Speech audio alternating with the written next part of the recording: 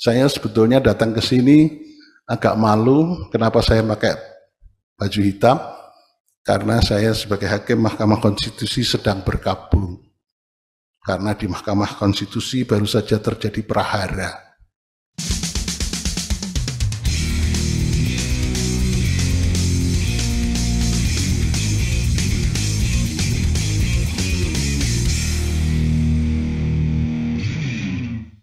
Ada pepatah terkenal dari seorang ahli forensik modern, Edmond Lockhart.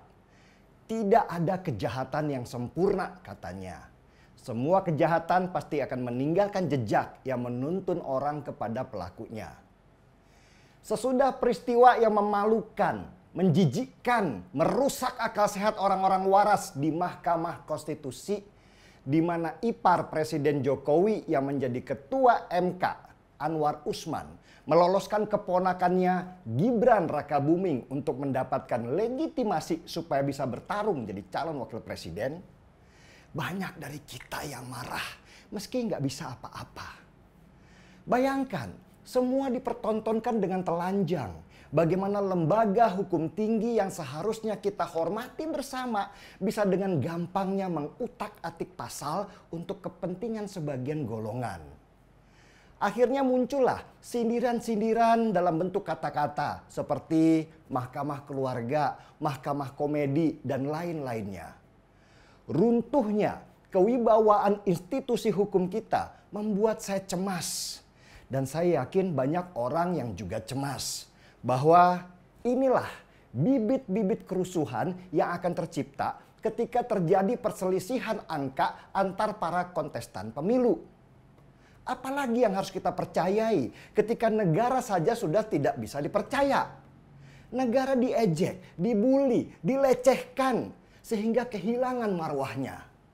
Rusak semua kepercayaan hanya karena setitik nila. Seperti yang kita tonton di awal tadi, Hakim Mahkamah Konstitusi Arief Hidayat bahkan berkabung terhadap prahara yang ada di institusinya. Dia seperti sendirian, berteriak tanpa bantuan bahwa lembaganya sedang diperkosa, tapi nggak ada yang mau mendengar. Bahkan Profesor Arief Hidayat mengingatkan ada bahaya yang lebih besar ketika ada tangan-tangan kuat yang ingin menguasai legislatif, eksekutif, dan yudikatif yang kita kenal dengan nama trias politika. Ini bahaya ketika ketiga pilar demokrasi kita yang seharusnya saling mengawasi itu ada dalam satu genggaman. Ini akan memunculkan yang namanya absolute power, kekuatan absolut dalam genggaman satu orang. Absolute power akan memunculkan perilaku korupsi yang luar biasa. Bukan hanya korupsi materi, tetapi juga yang lebih ngeri adalah korupsi kebijakan.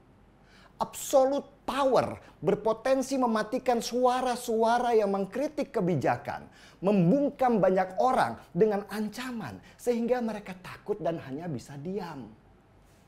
Belum cukup Profesor Arief Hidayat, Hakim Mahkamah Konstitusi bicara. Ada 16 guru besar pengajar hukum tata negara dan administrasi negara yang melakukan pelaporan. Ketua Mahkamah Konstitusi Anwar Usman yang iparnya Presiden Jokowi dan keponakannya bernama Gibran karena dianggap sudah melanggar kode etik dan perilaku hakim konstitusi. Kita harus paham kemarahan yang ada di dalam dada para guru besar ini. Karena bagaimana mereka bisa menjelaskan kepada mahasiswanya terhadap kebusukan di dalam Mahkamah Konstitusi itu sendiri. Negeri kita sedang diacak-acak. Indonesia sedang tidak baik-baik saja. Dan sialnya, masalah kerusakan hukum di negara kita ini mau diredam dengan narasi remeh-temeh tentang pencapresan. Bahwa yang kritik dan yang kasih warning itu adalah para pembenci Jokowi. Bahwa ini adalah pertarungan antara Jokowi versus Megawati. Bahwa politik dinasti itu lumrah karena juga terjadi di negara-negara besar. Prek. Ada propaganda yang ingin mengalihkan perhatian masyarakat dari titik kerusakan di Mahkamah Konstitusi menjadi isu copras-capres belaka. Bahwa yang kritik dan protes ini pasti pendukung capres tertentu. Ini kan gila. Woi, apa kalian semua buta? Ini ada masalah serius di negara kita yang memperlihatkan rusaknya sistem negara kita ketika ditabrak oleh segelintir orang yang ingin menang. Di mana nurani kalian? Apa nanti akan terjadi ketika Mahkamah Konstitusi yang seharusnya jadi wasit dalam pertandingan malah jadi bagian dari pemainnya juga? Apakah bisa nanti mencegah kerusuhan ketika ada yang tidak puas terhadap hasil pemilu karena sudah tertanam di benak mereka bahwa hakimnya tidak netral? Coba lihat gambar ini lebih luas, jangan sibuk copras-capres saja. Kalau Mahkamah Konstitusi saja sudah dikuasai, perhatikan bagaimana dengan alat negara lainnya seperti KPU, polisi, tentara, jaksa, dan lain-lain yang ada di bawah eksekutif. Bagaimana bisa percaya pertandingan berjalan dengan fair ketika anaknya sebagai salah satu konstetan, sedangkan bapaknya adalah ketua panitia? Come on, benturkan kepala kalian di tembok dan mulai berpikirlah. Ini bukan tentang Anies, bukan tentang Ganjar, ataupun tentang Prabowo saja. Ini tentang rusaknya tatanan negara kita, rusaknya demokrasi kita, rusaknya pondasi kita. Saya sadar kalau saya akhir-akhir ini terlalu keras. Tapi saya harus lakukan itu supaya setidaknya bisa mencegah negara ini hancur. Meskipun kadang saya itu merasa seperti ngomong dengan tembok tebal dan suaranya bergaung seperti di ruangan kosong. Kadang frustasi, capek dan khawatir terhadap keselamatan diri sendiri. Tapi kan ini harus saya lakukan. Saya nggak mau satu waktu dituding anak saya dan bilang, kenapa papa tidak mau mencegah padahal papa itu tahu semua. Ini bentuk tanggung jawab, bentuk kepedulian, bentuk kasih sayang pada negara ini, bukan kepada perorangan saja.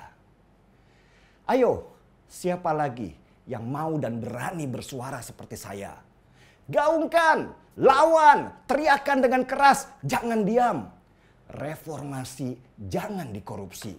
Dan untuk semuanya, para pejuang-pejuang di tempat sunyi, keluarlah kalian dan salam secangkir kopi.